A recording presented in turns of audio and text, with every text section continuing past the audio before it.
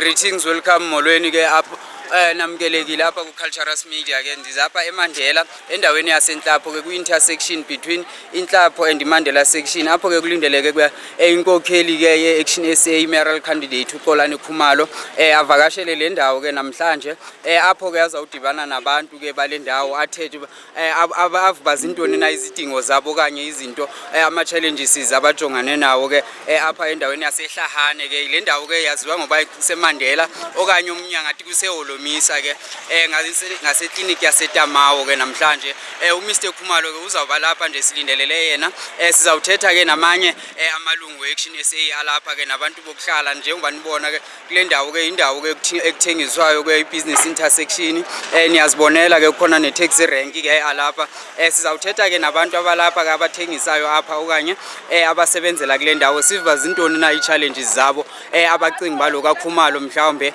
angabanceda bosombululele zona siyabulela. Sanibonani, ngiyathemba ukuthi niyaphila.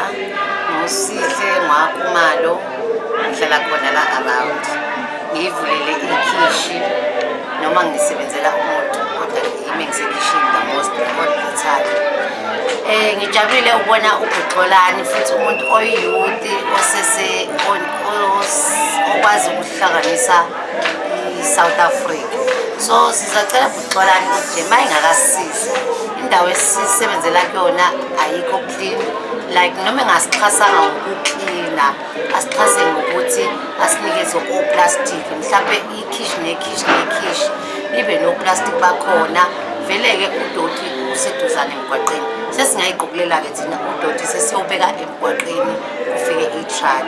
Siyathemba uXolani uzozwelana nathi ngoba singabantu abancane abayizamela amabhizinisi abo ngoba amathuba emisebenzi awekho.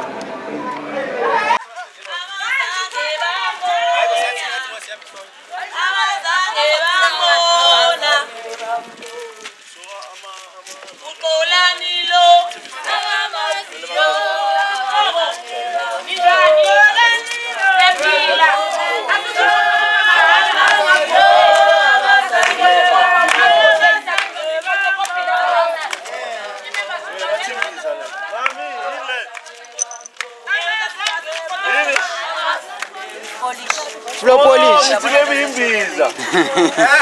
Bengizawusela. Uthambo lowo. Naye ke membership. Ngoba ngazithatha uthambo lowo. Price kunjani? Shap. Okay. Sanibonani nonke ngathi ngiyanitelela sanibona. Hayi ngiyanishuta bafethu.